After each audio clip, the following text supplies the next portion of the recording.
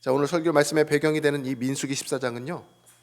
출애굽을 이제 하고 나서 40년간 광야에서 방황을 하다가 이제 드디어 이스라엘 땅, 가나안 땅 목전에 두고 있는 상황이에요. 자, 가나안 땅이 목전이에요. 그러면 그 땅을 우리가 바로 들어갈 수 있을까요? 아니죠. 그 땅에는 이미 다 땅을 차지하고 살아가는 사람들이 있었잖아요. 그러니까 이스라엘 백성들이 들어가서 어디에서 살 수 있을까? 정탐이 필요한 거예요. 그래서 모세는 12명의 12지파 가운데 한 명씩 대표를 뽑아가지고 12명의 정탐꾼을 선정해서 먼저 보냅니다. 그 장면이 이제 여기서 보게 되는 거예요. 자, 그런데 12명의 정탐꾼 중에 보시는 사진처럼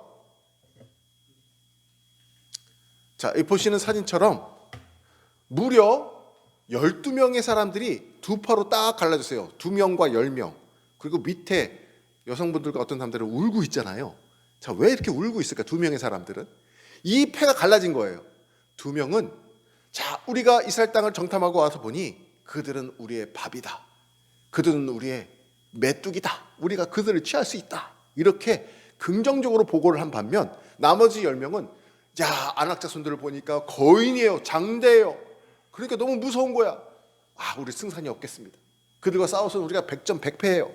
이렇게 부정적으로 보고하고 있으니 10대 2잖아요. 다수에 의해서 밀렸잖아요. 그러니까 사람들이 염려가 걱정이 들기 시작하니까 눈물을 흘리고 있는 장면이에요. 자, 1절 상황을 보십시오. 온 회중이 소리를 높여 부르짖으며 백성이 밤새도록 통곡하였더라. 자, 왜 통곡했을까요? 온 회중에 전염이 된 거예요. 뭐가 전염이 됐을까요? 밤새 통곡하는 게 전염이 됐어요. 그 내용이 무엇이었을까요? 가나안 땅에 들어가서 우리가 살아야 되는데 그 땅에 이미 살고 있는 사람들이 거인이어가지고 우리가 도저히 들어갈 틈바구니가 안 보인다는 거예요. 부정적인 생각들이 들어왔어요. 그래서 밤새 통곡한 거예요. 사실 이스라엘 백성들은 지금 밤새 통곡해야 됩니까? 아니면 하나님 앞에 너무 풍성한 감사를 드려야 됩니까? 사실 출애굽을 했잖아요. 자유를 얻었잖아요. 이 40년 동안 광야 생활에 하나님이 돌보아 주셨잖아요. 그리고는 이제는 가나안 땅에 들어갈 상황이니 감사가 넘쳐야 되는 거 아닙니까? 그런데 뭘 하고 있어요? 저 빨간 글씨 밤새 통곡하였더라. 밤새.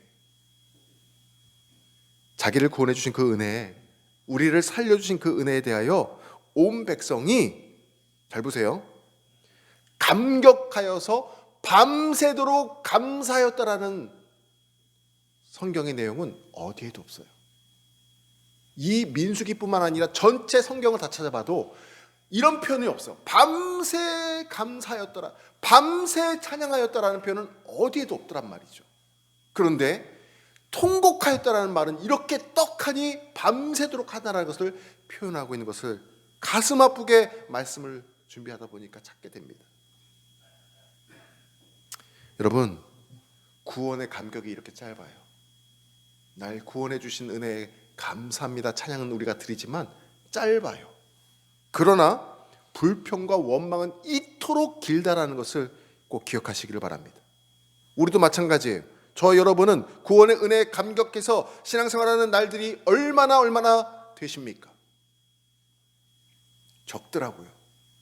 제 얘기를 하는 거예요. 목사인 저도 적어요.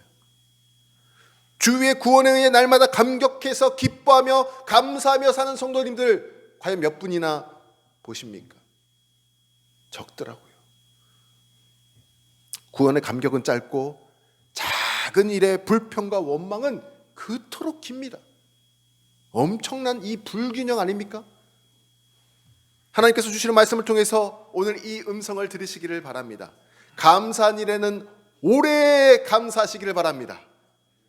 작은 일이 있어서 불평한 일이 있거든 그 불평은 짧게 하시기를 바랍니다. 감사와 불평을 가르는 그 기준이 있어요. 감사냐 불평이냐 가르는 기준이 있더라고요. 그게 뭔지 아세요? 우리가 지금 무엇에 집중하냐를 보면 돼요. 오늘 2절 말씀을 보십시오. 같이 한번 읽어볼까요? 시작. 이스라엘 자손이 다 모세와 아론을 원망하여 온 회중이 그들에게 이르되 우리가 애굽 땅에서 죽었거나 이 광야에서 죽었으면 차라리 좋았겠다라는 거예요. 이 가나안 땅에 들어가지 말고 거인이 있는 저 땅에 가서 우리가 죽지 말고 차라리 전에 죽었으면 나을 뻔했다. 이게 엄청난 원망 아닙니까? 누구에게 원망을 쏟아붓고 있어요 지금? 사람에게, 모세와 아론에게 원망을 쏟아붓고 있는 것처럼 보입니다. 아, 사람에게 원망을 쏟을 수 있지 이렇게 생각이 들었어요. 근데 이게 2절에서 끝나지 않아요. 진짜 어디에 초점을 맞추고 있나를 잘 보면 감사할 수 있는지 원망할 수 있는지를 알 수 있어요. 2절 보십시오. 그 다음 3절 같이 읽겠습니다. 시작. 어찌하여 여호와가 우리를 그 땅으로 인도하여 칼에 쓰러지게 하려 하는가? 우리 처자가 사로잡히리니 애굽으로 돌아가는 것이 낫지 아니하랴. 보십시오. 세상 사람들의 신앙의 이 불균형에는 근본적인 차이가 있는데, 세상 사람들의 불균형은 환경을 불평하는 것이지만 믿는 자의 불평은 더 무서운 게 뭐냐면, 믿는 자의 불평은 그 초점이 처음엔 사람인 것처럼 느껴져요. 모세와 아론인 것처럼 느껴져요. 그런데 오늘 3절에 보시니까 보십시오. 빨간 글씨 어찌하여 여호와가 우리를, 처음에는 모세와 아론으로 시작한 것 같지만 나중에는 어디로 갑니까? 하나님께 그 화살의 촉을 다 돌리고 있는 거예요. 어찌하여 여호와가 우리를 이 땅으로 인도해가지고 쓰러지게 하느냐. 이게 무서운 거예요. 결국 불평의 대상이 누가 됩니까? 하나님이 되고 있다는 거예요. 왜냐하면 우리가 무엇을 고백하며 살아가고 있는 사람들입니까? 믿는 우리들은 나의 삶의 주권자 되시는 분이 하나님이다라는 걸 고백하며 살아가는 사람들이잖아요. 나의 주인은 하나님이십니다 고백하며 사는 사람들이잖아요. 그런 믿는 우리가 불평을 한다는 것은 뭐예요? 사람을 대상으로 삼는 게 아니라 결국 그 끝은 하나님을 향한 불평이 담겨져 있다는 거예요. 나의 주권자 되신 하나님께 내가 화살촉과 나의 칼을 그분께 돌리고 있는 거예요. 불평을 조심하시기 바랍니다. 하나님이 그것을 매우 싫어하신다라고 말씀하고 있어요. 여러분, 지진 요즘 많이 일어나요. 지진. 과학 시간에 이거 배웁니다. 이거 보실까요? 자, 이 사진. 우리 친구들 봤어요? 지진이 일어나는 그 시작점을 뭐라고 부르는지 아세요? 진원이라고 해요. 진원지. 그 진원지가 땅속 어딘가 있잖아요. 그렇죠? 그 진원지를 직각으로 위로 올라가가지고 땅이랑 딱 만나는 면이 있잖아요. 거기를 진앙이라고 불러요. 진앙. 그래서 진원에서 이 틀이 꺾이고 흔들어지면서 그 위에 진앙, 그 땅이 갈라지기 시작하는 거예요. 지진도 지진의 진원지가 있습니다. 진원지가 지진의 시작점인데 거기서부터 이렇게 퍼져나가게 되죠. 불평과 원망도 그런데 진원지가 있어요. 불평과 원망이 가진 가장 무서운 속성은요, 전염성이에요. 지진도 한번 저렇게 진원과 진앙이 틀어져가지고 파가 일어나면 엄청난 속도로 이 파가 퍼져나가는 것처럼 불평과 원망도 전염성이 있더라고요. 전염성. 감사도 전염은 됩니다. 그런데 감사의 전염 속도보다 불평의 전염 속도가 훨씬 더 빠릅니다. 훨씬 더 빨라요. 불평이 시작되는 진원지가 있어요. 그런데 하나님께서는 그 불평의 진원지를 굉장히 무섭게 심판하시더라고요. 굉장히 무섭게 심판하세요. 온 회중들이 불평하는데 그 불평의 진원지가 어디였냐면, 오늘 우리가 읽지는 않았지만 이 민수기 14장 30절 후반부에 보면은 아주 그 진원지가 자세하게 소개되고 있는데, 제가 같이 읽어드릴게요. 민수기 14장 36절을 보시면, 모세의 보냄을 받고 땅을 정탐하고 돌아와서 그 땅을 악평하여 온 회중이 모세를 원망하게 한 사람들 누굽니까? 12명의 정탐꾼 중에 10명의 정탐꾼들이 이 원망과 불평의 진원지라고 하나님께서 지금 말씀하시는 거예요. 그 사람들을 딱 꼭 집어서 지금 하나님께서는 말씀하고 있어요. 그 다음에 그들에게 뭐라고 말씀하신 줄 아세요? 공통적으로 이때 불평하고 있는 사람들을 향해서 하나님께서 말씀하신 게 뭐냐면, 너희들 밤새도록 원망하며 통곡하는 너희들은 이 가나안 땅에 들어가지 못할 것이다. 이때 하나님께서 말씀하신 이게 심판이죠. 너희들은 이 광야에서 다 죽게 될 것이다. 1세대들은 불평했던 1세대들은 다 죽게 될 것이다 라고 말씀을 하세요. 그런데 하나님께서는 이 불평의 진원지였던 이 10명의 정탐꾼들은 다르게 대하셔요. 놀랍지 않습니까? 하나님 무서운 분이세요. 그게 어디에 나오냐? 다음 구절이에요. 자, 14장 37절 같이 한번 읽어볼까요? 시작. 곧 그 땅에 대하여 악평한 자들은 여호와 앞에서 재앙으로 죽었고. 1세대들은 다 그 땅에 들어가지 못하고 죽는다고 해서 결국 모세도 죽지 않습니까? 그런데 이 10명은 이 말씀을 마치는 순간에 그 자리에서 다 축사합니다. 그 자리에서 다 사망해. 하나님께서 그렇게 불평의 진원지를 싫어하시고 심판하시는 거예요. 하나님 왜 그러셨을까요? 불평과 원망은요 쉽게 끊어지지가 않습니다. 반복됩니다. 만약에 저 10명의 정탐꾼을 만약에 살려놓으셨다면 어떤 일이 벌어질까요? 더 많은 사람들에게 밤새 통곡하게 만들었을 거예요. 그렇지 않습니까? 그러니까 하나님께서는 그 진원제를 그 자리에서 숙청하시는 거예요. 그 자리에서 숙청하시는 거예요.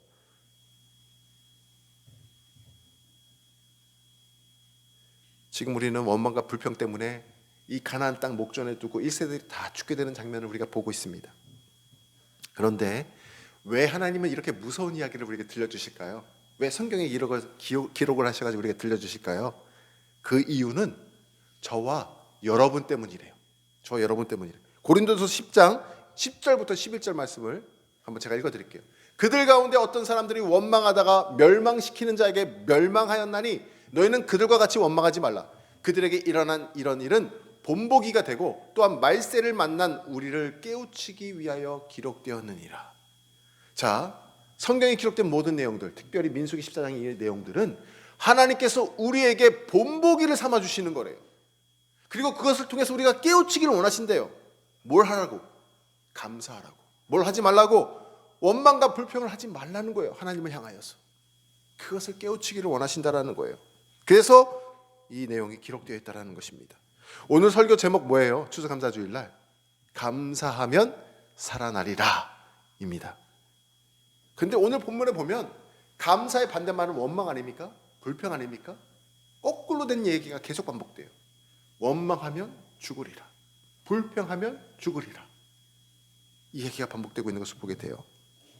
사랑하는 성도 여러분, 원망과 불평의 바다에 빠지지 않으시기를 간절히 축원합니다.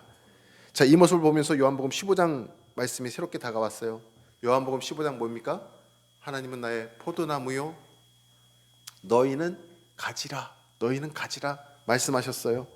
그런데 이 가지가 열매를 많이 맺어야 되는데 열매를 많이 맺기 위해서 하나님께서 하시는 일들이 있으시더라고요. 그게 뭔지 아세요? 열매 맺는 가지가 더 풍성히 맺도록 옆에 있는 가지들을 가지치기를 하세요. 이해가 되십니까? 농부 또 농사하시는 분은 다 이해가 되실 거예요. 심지어는 여기 있는 이 식초, 식물들도 저희가 가지치기를 합니다. 더 다른 가지들이 잘 뻗어나갈 수 있도록. 자, 목적이 뭐예요? 열매 맺는 가지가 더 풍성히 열매를 맺을 수 있도록 가지치기를 한다는 거예요. 오늘 민수기 14장에서는 불평의 진원지가 되었던 10명의 정탐꾼들을 하나님께서 가지치게 하신 거예요. 이 말씀을 통해서 사랑하는 바운교회 성도님들, 혹여나 불평의 진원지가 되는 일이 없기를 주님의 이름으로 축원합니다. 오늘 설교 제목이 감사하면 살아나리라 였잖아요. 감사하면 우리 영이 살아나는 줄을 믿습니다. 죽어가는 영혼도 감사할 때 다시 살아나게 될 줄을 믿습니다. 왜 감사하면 다시 살아날까요? 본래 하나님께서 우리를 창조하신 목적과 그것이 부합되기 때문에 그래요. 불평과 원망의 반대말은 감사이고 또 다른 반대말은 찬송입니다. 이사야서 43장 21절에 이렇게 기록되고 있어요. 이 백성은 내가 나를 위해 지었나니, 우리가 왜 지음받았습니까? 나를 위해 이렇게 지으셨대요. 나를 찬송하게 하려 함이니라. 아멘. 하나님께 우리가 감사하고 찬양할 때 우리의 존재 목적이 살아나는 거예요. 우리의 영이 다시 살아나게 될 줄을 믿습니다. 자, 한번 따라해 보세요. 하나님 감사합니다. 하나님 찬양합니다. 이런 고백을 드릴 때 우리의 영혼이 날로 새롭게 될 줄을 믿습니다. 또 한 가지, 우리가 이 세상을 살아가는 목적이 무엇인가요? 하나님께 영광을 돌리기 위해서 우리가 살아갑니다. 믿으십니까? 어떻게 하면 하나님께 영광을 돌릴 수 있을까요? 심플한 거 하나만 가르쳐 드릴게요. 어떻게 하면 우리가 하나님께 영광을 돌릴 수 있을까요? 하나님께 감사하면입니다. 할렐루야. 감사하십시오. 그것을 하나님께서 영광으로 받으신대요. 하나님께 찬양을 드리십시오. 그럼 하나님께서 영광을 받으신대요. 할렐루야. 심플합니다. 오늘부터 더 남은 연말까지 하나님 앞에 감사한 저와 여러분 되시기를 소망해요. 누가복음 17장 보면 대표적인 이러한 본보기를 또 보여주셨어요. 10명의 나병 환자가 등장을 합니다. 보십시오. 이 사진처럼 누가복음 10장에 보니까 10명의 나병 환자가 등장하는데 뭔가 지금 편이 딱 갈라진 것 같지 않아요? 예수님 앞에 엎드려서 절하는 사람 누굴까요? 딱 한 사람이네요. 10명 다 이 나병을 다 예수님께서 고쳐주셨거든요. 그 자리에서. 근데 9명은 신난다 춤추면서 그냥 자기 갈 길 가버렸어요. 근데 한 명만 유일하게 와 감사합니다 주님께 달려와가지고 엎드려서 전한 사람이 있었는데 딱 한 사람, 이방 사람 사마리아인 한 사람이었어요. 그때 주님께서 뭐라고 말씀하는지 아세요? 누가복음 17장 17절과 18절 말씀 같이 읽어보겠습니다. 시작. 예수께서 대답하여 이르시되 10사람이 다 깨끗함을 받지 아니하였느냐?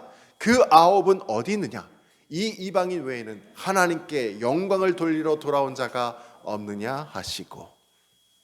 다시 말하면 주님께 감사드리러 온 이 이방인 한 사람만 하나님께 영광을 올려드렸다라는 거예요. 주님 감사합니다. 주님 저를 고쳐주셔서 감사합니다. 주님 저와 함께 해주셔서 감사합니다. 주님 저의 삶에 필요한 것들을 채워주셔서 감사합니다. 이렇게 고백하는 사람만 하나님께서는 영광을 받으신다는 거예요. 할렐루야. 하나님께 영광 돌리기 위해서 우리가 짐을 받았어요. 우리가 무엇으로 영광을 돌려드릴 수 있습니까? 감사를 고백하는 사람, 찬양을 올려드리는 사람이. 감사는 하나님께 영광 돌려드린다는 것과 동의어가 되는 거예요. 그래서 여러분 하나님께 영광 돌리는 삶 살기를 원하십니까? 감사하시기 바랍니다. 하나님의 응답하심도 감사, 때로는 거절하심도 감사, 하나님께 참 감사드리시기를 바랍니다. 이 한마디에 주님께서는 너무 기뻐하시며 영광 받으신다는 거예요. 우리가 이왕이면 감사하면 좋겠습니다. 얼마나 감사가 중요하냐면 너희 구할 것도 감사함으로 하나님께 아뢰라 그랬어요. 구할 것도 감사함으로 아뢰래요. 이렇게 감사가 중요한 거예요. 하나님께 아뢰는 소원이 있으십니까? 감사함으로 아뢰시기를 바랍니다. 오늘 말씀을 정리하겠습니다. 이스라엘 백성들이 하나님 앞에 원망하고 불평하다가 그 세대는 모두 광야길에서 죽어버렸습니다. 감사의 시간은 그토록 짧고 원망의 시간은 그토록 길었습니다. 그것을 하나님이 너무나 가슴 아프게 생각하셨어요. 베푸신 은혜는 바라보지 않고 주시지도 않고 거절당한 것만 집중하다가 하나님의 마음을 아프게 했습니다. 우리를 위해 이 말씀을 기록하셨기 때문에 우리가 불평과 원망으로 우리의 영이 죽지 않기를 바랍니다. 내 입술에 감사와 찬양이 끊임없이 이어져서 하나님께서 영광 받으시고 기뻐하시는 주의 백성 되시기를 주님의 이름으로 축원합니다. 우리 잠시 마음 모아서 기도하겠습니다. 하나님, 올 한 해 동안 저에게 베푸신 은혜와 사랑이 이렇게 큼에도 불구하고 저는 그것에 대하여 밤새 감사한 적이 없었습니다. 제가 밤새 불평하고 원망한 적이 너무나 많았음을 고백하오니 저를 용서하여 주옵소서. 하나님, 제가 불평함으로 제 영이 죽어가는 것이 아니라 이 시간 다시 감사가 회복되어서 제 영이 살아나는 은혜를 주옵소서. 감사가 회복되어서 하나님께만 영광 올려드리는 삶 살게 하여 주옵소서. 우리 잠시 함께 기도하겠습니다. 아버지 하나님 감사합니다. 아버지 하나님 하나님 제가 하나님 앞에 밤새 감사한 적이 없었습니다. 오늘은 제가 하나님 이렇게 하십니까? 왜 저를 이렇게 만드셨습니까? 왜 하필 저를 이렇게 하나님 있었습니까? 하루가 아니고 이틀이고 3일이고 있었습니다. 하나님 저를 용서하여 주옵소서. 감사하며 기도하여 주옵소서.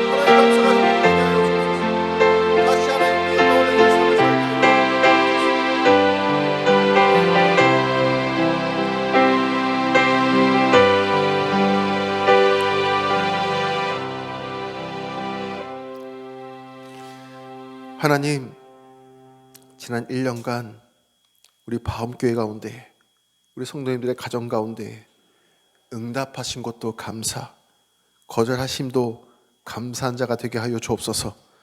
하나님, 순간순간 불평과 원망했음을 용서해 주시고 죽었던 내용이 감사가 회복되어 다시 살아나는 은혜를 주옵소서. 내 평생의 감사와 찬양이 떠나지 않게 하여 주옵소서. 존귀하신 예수님의 이름으로 기도합니다. 아멘.